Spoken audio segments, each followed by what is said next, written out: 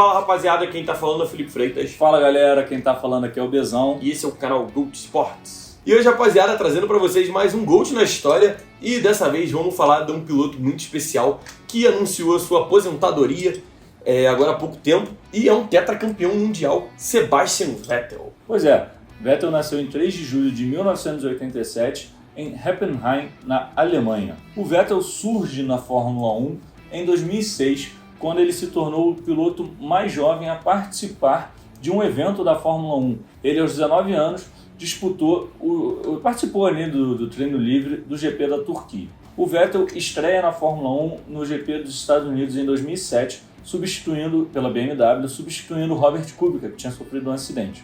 Porém, no mesmo ano, no GP da Hungria, aí presta atenção, porque o GP da Hungria, ele é anunciado como piloto da Toro Rosso, aquela da satélite da RBR.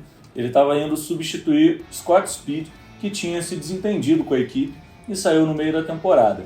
E ele não fez feio não, para um novato. Foram 7 corridas disputadas nesse período, ele teve 4 abandonos, mas conseguiu ali um 4º lugar, garantindo 6 pontos e ficando em 14º no Mundial de Pilotos. O ano de 2008 começou bem mal para Sebastian Vettel e ele teve que abandonar as 4 primeiras corridas da temporada. Mas as coisas começaram a mudar depois do GP de Mônaco. A partir desse GP ele começou a ter um desempenho um pouco melhor, que culmina no dia 14 de setembro de 2008, no GP da Itália, quando Sebastian Vettel se torna o piloto mais jovem a vencer uma corrida em toda a história da Fórmula 1. Esse recorde só foi batido depois pelo Max Verstappen, que meio que chutou todos os recordes que tem de piloto jovem.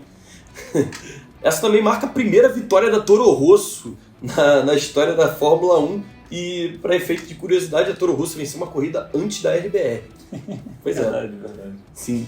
E outro recorde que o Vettel conseguiu nessa temporada foi o piloto mais jovem a tomar uma multa por excesso de velocidade nos boxes. Vettel fechou essa temporada em 8º com 35 pontos e dava ali indícios que seria uma grande promessa pro próximos anos aí da Fórmula 1, hein, cara.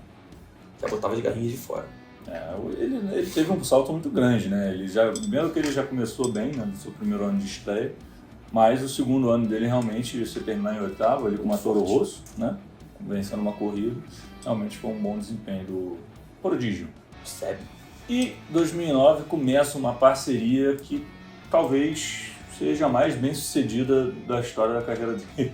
Talvez não, Era Vettel e Red Bull, um casamento ali que deu muito certo.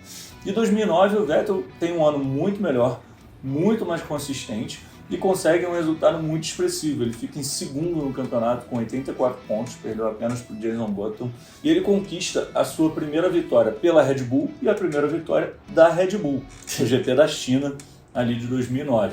Ele ainda tem mais outras 3 vitórias, e ele foi eleito nesse ano como o melhor piloto do ano pela revista Autosport, uma revista britânica, e essa votação foi feita com chefes de equipe, então o cara tava com moral, né? Moral, porra, o cara tava lá no alto. Em 2010, o Vettel teria uma mudança de patamar completo na sua carreira. Mesmo com o vice-campeonato do ano anterior, não se traduz ali em números de títulos, né? Mas em 2010 ele chegou para a carreira de Sebastian. Ele não começou o ano muito bem, ele começou com 2 poles, mas não conseguiu vencer as 2 corridas. A chave só virou depois que ele venceu o GP da Malásia, e depois desse GP da Malásia ele veio a vencer mais 4 GPs, incluindo a última corrida em Abu Dhabi, que lhe deu assim o título com 256 pontos no total, ali marcando o início de, como o Bezão disse, né, da melhor parceria entre Sebastian Vettel e alguma escuderia, e também da Red Bull com algum piloto. Esse título também marcava Sebastian Vettel, além de ser o piloto mais jovem a vencer uma corrida, como o piloto mais jovem a ser campeão mundial, com 23 anos, 4 meses e 11 dias. E também vale ressaltar que durante essa temporada inteira ele não liderou em um momento o campeonato, apenas na última corrida. 2011 começa a ter um ano assim, mágico para o Vettel, né? Ele tem um desempenho dominante. Das 19 corridas no campeonato ele venceu 11, ficou em 2º em 5, teve apenas um abandono e conquistou mais um 3º e um 4º lugar. Ou seja, ele conquistou o campeonato mundial com sobra. Ele marcou 392 pontos, teve uma diferença de 122 para o 2º lugar, não deu chance para ninguém e estava ali colocando seu nome na história mais uma vez por ser o primeiro bicampeão, por ser o mais novo bicampeão mundial de Fórmula 1 na história. Se a temporada de 2011 ele nadou de braçada, a temporada de 2012 não foi muito bem assim, não. Na temporada, tivemos 20 corridas, era um recorde até então na Fórmula 1. E o Vettel venceu apenas 5, né? Apenas entre aspas, porque é bastante coisa. Mas, para os padrões que a gente vê hoje em dia, para um piloto ser campeão, não é tanto assim.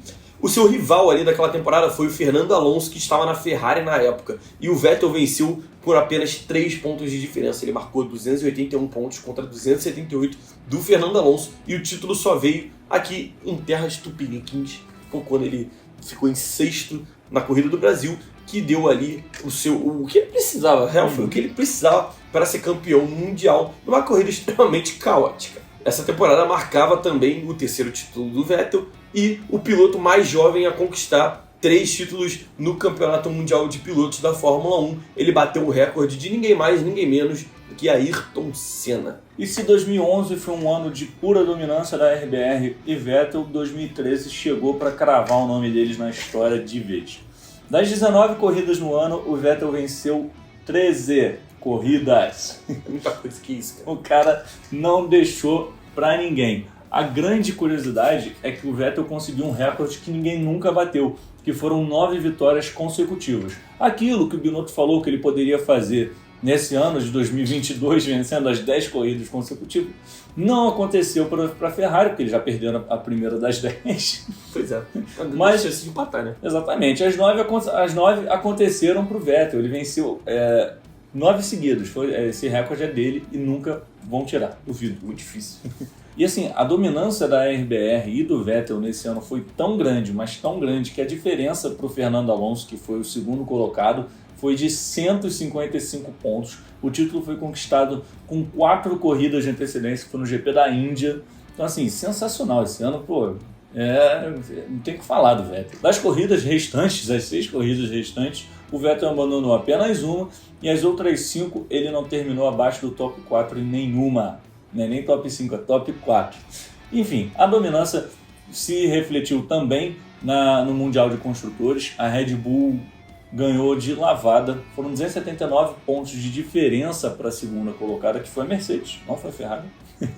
E aí, o Vettel se sagrou tetracampeão mundial e mais uma vez batendo o recorde de piloto mais jovem a ser tetracampeão mundial. A gente chegou ao ano de 2014, que aí vocês já sabem o que aconteceu, porque a gente já falou um pouquinho aqui da história da Mercedes.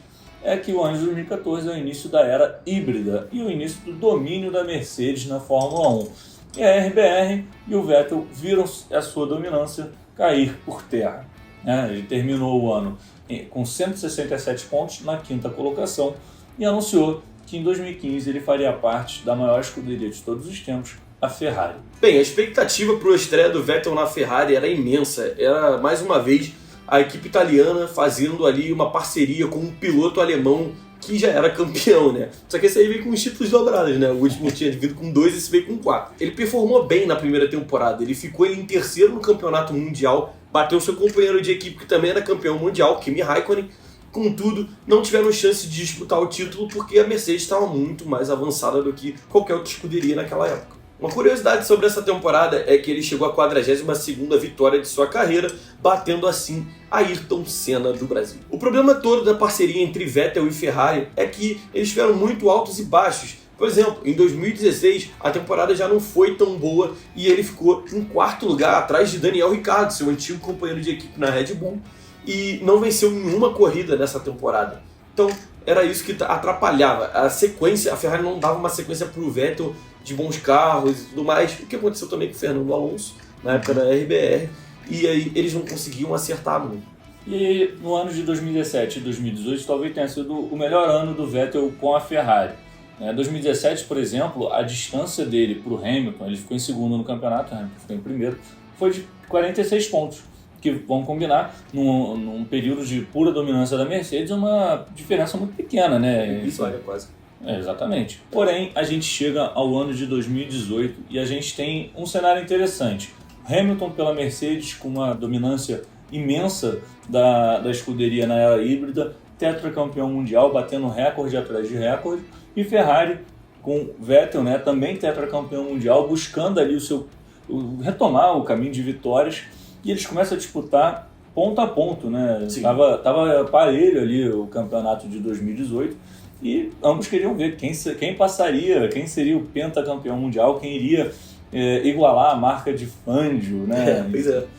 Porém, acontece um lance que para nós, né, aqui do Gold Sport, é meio que um divisor de águas na carreira do Vettel. Ali na Alemanha, ele sofre um acidente, um erro dele, que ele sai da pista e vai parar na caixa de brita.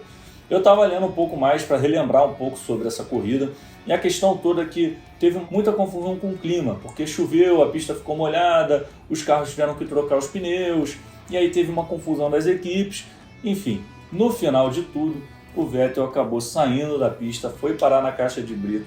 Ele se desespera, a gente já falou aqui no Gold várias vezes desse lance. Ele se desespera, grita, bate no carro, depois acho que ele vai dar soco no chão. Enfim, foi um erro que ali meio que marcou, né? Ele ainda segue no campeonato, faz um bom campeonato, né? Fica em segundo, mas deu para ver ali que aquilo ali deu uma derrubada muito grande no Vettel. E por que essa corrida foi tão emblemática e que a gente acha que foi um baque muito grande para o Vettel? Porque o Hamilton, ele tinha tido problemas na classificação e foi largado 14º lugar. Então o Vettel estava com a vitória na mão. Estava confortável. Ele estava muito confortável e estava ali começando a abrir uma diferença no campeonato, que obviamente é sempre muito importante. E com esse erro ele viu o Hamilton ressurgir das cinzas, vencer a corrida e aí perdeu o campeonato. Curiosidade foi que no ano de 2018 o Vettel conquistou sua 52ª vitória, ultrapassando o professor Alain Prost no número de vitórias e se tornando o terceiro maior vencedor da história da Fórmula 1. As duas últimas temporadas da carreira do Vettel na Ferrari não foram das melhores, né? Ali em 2019 ele teria um novo companheiro de equipe, que seria o piloto monegasco prodígio Charles Leclerc, que hoje aí é o principal piloto da Ferrari, e ali foi um ano bem conturbado ali para os dois, né? Eles entraram em algumas brigas ali e tudo mais, e o Vettel terminou em 5º lugar naquela temporada. Agora, a temporada de 2020 foi um fracasso total. A Ferrari foi irreconhecível, digna de rebaixamento. E o Vettel terminou em 13º, com 33 pontos apenas. Ali, o final de ciclo com a Ferrari melancólico para o alemão. E aí, no final de 2020, o Vettel anuncia que vai para Aston Martin, né? A equipe que era Force India, virou Aston Martin, do Lawrence Stroll. A questão é que a Aston Martin ela não está fazendo um grande campeonato, nem em 2021, nem em 2022. Né? O Vettel até conseguiu uns resultados interessantes, como um 2º lugar ali no GP do Azerbaijão em 2021, mas ele está ali meio água de salsicha. Pois é, né? Ele virou acho que é coadjuvante do grid, né? Exatamente, ele virou um coadjuvante do grid. Eu acho que ele tem um papel, na verdade, eu sempre acho que esses pilotos têm um papel mais de consultor do que de piloto em si, porque eu acho que isso, eles meio que já vão levando a carreira deles para ser algo mais notável para as equipes, enfim. E hoje, 2022 hoje, né? No ano de 2022, no GP da Hungria, o Vettel anunciou a sua aposentadoria no final deste ano. E lembra que eu perguntei para vocês, que eu pedi para vocês guardarem o GP da Hungria quando ele estreou lá? É que, curiosamente, ou de propósito, acredito que sim, de propósito, o Vettel veio a público nas suas redes sociais e anunciou sua aposentadoria. Então a gente está vendo aí a última temporada dele. E o pessoal tá pedindo aí para ter mais uma vitória e tal, mas olha, acho difícil, só se adulterar o motor ali. Se ele for convidado para pilotar na RBR lá no lugar do Pérez, um GP, aí acho que rola. Tipo, até faz sentido, né? A escuderia em que ele apareceu, que ele ganhou os títulos dele, chamar ele ali. Não, o Max já é campeão aqui, a gente precisa mais de ponto para ser campeão de construtores. Chega aí, vem dar uma voltinha aqui. Seria interessante. Fica a ideia aí, manda lá pro Horner. O Horner deu uma entrevista dizendo que eles pensaram no Vettel antes de contratar o Pérez, sabia? Olha, faria sentido pra mim, fazia sentido essa contratação pra mim. Porque eu sabia que eles queriam um piloto mais experiente. E na época o Vettel estava disponível. Pois é, a carreira do Vettel foi extremamente grandiosa, cara. Não tem o que se falar. Aquilo que a gente já falou, assim, na época da Ferrari ele teve muitos momentos, digamos, mal educados, que eu peguei uma birra dele. Não só com a Ferrari, mas acho que ele foi meio Ele era meio rude com a galera e tal. Vamos lembrar, também, né? a briga dele com o Kvyat é muito boa, que ele chama o Kvyat de torpedo. A vez que ele bateu no Hamilton, quando o Hamilton fez o break test, ele tinha razão. Sim. Ele tinha razão, tá, gente? Não é nesses momentos que eu tô citando aqui. Tem também a batida dele com o Leclerc no Brasil, que É. ele forçou ali, jogou o carro pro lado. A batida dele com o você Leclerc, a época do Mark Webber, que ele também teve um relacionamento difícil, né? Assim, foi na RBR, na verdade. Tudo piloto bom e polêmico, né? Não tem pra onde fugir, né, cara? Exatamente, Mas mas castiga, né? ele tem uma grande carreira, né? Acho que só o Button não era polêmico. Pô, Ninguém queria ser rival do Button. Ninguém deu. Enfim. E você que quer saber o que o Sebastian Vettel vai fazer depois de anunciar sua aposentadoria, ele criou um Instagram e vai virar blogueiro, é isso. Ele vai virar influencer. É isso, depois que ele criou o Instagram, e acabou a carreira dele. Enfim. Agora eu vou passar os números da carreira de Sebastian Vettel para vocês. O Vettel está na Fórmula 1 desde 2007. Foram 5 equipes: BMW, Toro Rosso, Red Bull Racing, Ferrari e Aston Martin. Foram 291 GPs disputados, 4 títulos de 2010, 2011, 2012, 2013, 53 vitórias, 122 pódios, 3.077 pontos marcados, 57 pole positions, 38 voltas mais rápidas. O primeiro GP foi o dos Estados Unidos em 2007, a primeira vitória, GP da Itália de 2008, a última vitória, GP de Singapura de 2019 e o último GP vai ser o de Abu Dhabi de 2022. Então, rapaziada, por hoje é só, foi bastante coisa, mas não dá pra simplificar a história de um tetracampeão assim num vídeo curto. Espero que vocês tenham curtido o nosso vídeo, deixa o seu like aí que ajuda bastante a gente, deixa nos comentários que piloto você quer que a gente faça o GOAT na história. Também compartilhe esse vídeo para os seus amigos, se inscreve no nosso canal, segue a gente nas nossas redes sociais, lá no Insta, no Twitter e no TikTok, e também lá na roxinha, @canal GOAT Sports, beleza? Recado dado, tamo junto e até a próxima. Valeu, galera. Um abraço.